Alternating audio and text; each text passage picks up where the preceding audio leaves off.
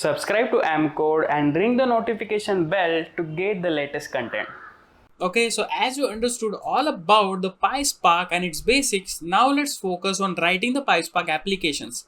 We are going to see how it differs with the actual Apache Spark application written in Scala. So without further ado, let's get into it. So the first one is the PySpark. As you already know that it starts with initializing the Spark session. So every Spark application needs a Spark session and it's only applied to your Spark application. So which is nothing but an entry point of every PySpark application as given below.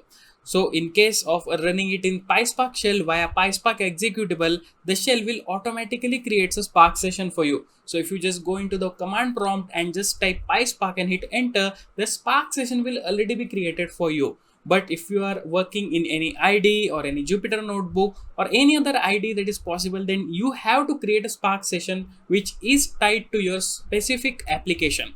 So as you can see, for creating a Spark session, or the first step is you have to import the required modules first. So from the PySpark.sql, you have to import the Spark session and just look out for the capitalization because it may create an issue. So here we are storing our Apache Spark session in the Spark variable. So the Spark equals Spark session, and we are going to use the builder method to build our Spark session for our application. And we are going to use the get or create method so that it will get the existing Spark session which has already been created, or it will create a new one for us. So we can also have many arguments while creating the Spark session. The one is app name, which will give certain name to your application, and also the master, which defines the resource negotiator for your Apache Spark. So you can use either local or yarn, or else you can also use the mesos if it supports. So the first step is to create a Spark session. Now let's go to the next step. The next step is nothing but creating your data frame so that you can play around with all other transformation and actions further. So first step would be you have to create a data frame. So there are like several steps of creating a data frame, but the main thing is the PySpark data frame is created using the PySpark.sql.spark session.create data frame, and it does that by passing a list of lists, tuples, as well as the dictionaries, and also the PySpark.sql.rows. So these are several ways of creating a data frame. So if you want to create a data frame from a list of rows, then you have to import the specific module. So you have to import row from the PySpark.sql to be able to do that. So as you can see in this data frame example here, we are going to use a create data frame method which is stored in your Spark session, and we are going to use the row function here. So our row function will take the argument as the key value pair. So as you can see, we got all the values for different columns all the way from the A to E. And you can also assign the data types as well. So as you can see, we got the date, we got the date time, as well as string and the integer, which are already assigned during the creation of this data frame. So you can directly use it on top of the rows function to create a data frame for you. But there are like several other methods. The next one is if you want to create a PySpark data frame with explicit schema. So for giving us the explicit schema, you can assign the schema and pass it during the data frame creation. So as you can see, we have the same set of rows here, but here we are assigning the schema and passing it as an argument while creating a data frame. Here we got each data type assigned to each column. And as you can see, A has the long data type, then we got the B as a double, then we have the C as a string, D as date, and E as timestamp. So as per the data needs and the requirement, you can able to explicitly assign the schema to your data frame. Then we can also create a data frame on top of the existing pandas data frame. So if you have pandas data frame and your code already utilizing the pandas library, then if you want to convert it into the PySpark for further analytics and apply some transformation, then you can use the create data frame method and pass the pandas data frame inside it. So as you can see, we got the pandas_df as a pandas data frame, and we can pass it in the spark.create data frame to create a df, which is nothing but a PySpark data frame for us. So this was all about creating the data frames. But how you can see and analyze the data which is stored data frame? For that, there are several methods. So first one is very popular, which is like show method.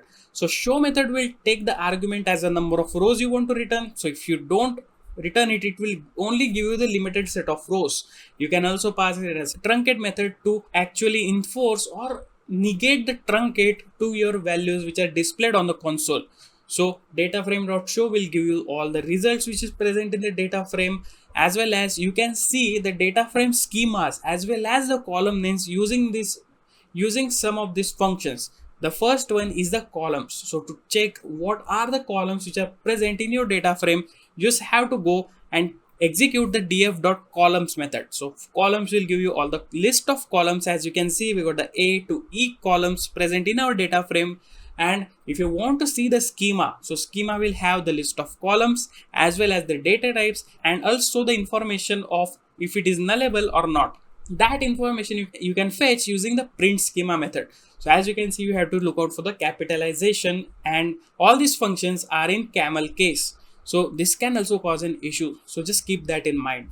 So as you can see, we got the df.print schema. We are getting all the columns, all the data types, as well as if it is column is nullable or not. This is how you can view the data which is present in your data frame. You can execute exact same methods and functions on the Spark shell itself.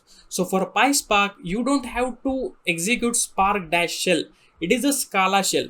So to able to work with Python, you have to give PySpark command in the command prompt, and you can also pass necessary libraries or else the arguments inside it, just like the queue, the master, which is nothing but yarn, or if you are using it as standalone, then you can use local, or else if you want to integrate various systems with Spark, you can also provide the jar files as an argument inside your PySpark shell. So that was all about the viewing the data. Then we have how to select and access the data. So for selecting, you can directly use the select method. So select will take the column as an argument inside it. So as you can see, if you want to only select the C column, then we can directly pass it into a select clause, and df.select will give you all the results which are required from the data frame. And also you can create a new data frame on top of it using the select as well. Then you have the grouping data. So for grouping data, we already have a group by function. So these all functions we are also going to see in the hands-on tutorial. So this PySpark data frame provides a very quick way to handling group data using the common approach. So it is very easy to implement. You just have to use the group by method. So here we are using the group by to apply and get the aggregated output for the column, and we are using the average to get the average of both the fields, which is nothing but v1 and v2 column. This is very simple to implement. Then the next method is how to get the data inside and out of the external sources. So you can use various data sources which are nothing but external sources. So you can work with versatile tools and technologies. You can work with Amazon S3 or the HDFS, and you can seamlessly integrate using the PySpark. So to able to do that, the firewall should be open between both the servers, and both the services should have connection with each other to able to fetch and write the data back to the data sources. So as you can see, for working with a CSV file, which is nothing but very common format which is used in the data community because of its easy to readable format. So CSV is a comma separated file which is nothing but has an extension of .csv. So as you can see, if you want to write a data frame as a CSV file, you can use the writer method. So this is nothing but df.write.csv method, or you can pass it as an argument as format. So you can use like df.write.option, and in bracket you can give the argument as path, comma, the path name where you want to store it. You can store this data in S3 bucket, HDFS, or any other data storage solution, or else you can write it to your local system as well. So as you can see, we are writing it as well as we are passing an argument as header is equal to true, because if your file has a header, it will consider it as the columns of your data frame. So if you want to simply read that data back from any CSV, then you can also use the read spark.read method. And also it is not only limited to CSV format. You can work with different data formats like Parquet, Avro, ORC. There are several formats that are used in the data community. So Parquet is one of the most popular format which is used to handle big data because of its great completion coding, as well as it stores the data as the columns. So it is very highly optimized for reading the data back from the table or the CS or the Parquet file. So to work with the Parquet format, you have to just use the df.write.parquet to read your data frame as a Parquet file. So it will be saved as a .parquet format. And also if you want to read the data back from the data storage solution, then you can use the spark.read.parquet method, and you have to pass like the argument as the path of that file. This is very simple solution for reading and writing the data. This is very crucial as well. So you have to make sure that you are using the right format for your right use case. This is very important and critical aspect of handling the big data, because CSV might not be the good solution if you are dealing with big data on a large scale. So here you should consider the formats like Parquet or Avro, which are more optimized to handle big data, and due to its optimized compression, you can save a lot of space on your disk, and you can save a lot of space due to that.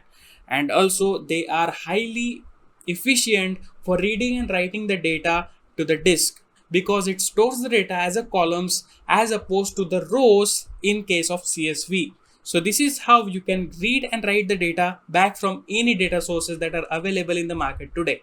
So this was all about the basic stuff of how to work with PySpark and create data frame, apply transformation on top of it, then select the data to analyze it, and then getting data in and out from the data storage solution. So let's head over to all the interoperability between the PySpark libraries and the Python libraries in the next lecture. So that's it for today. I'll see you in the next lecture.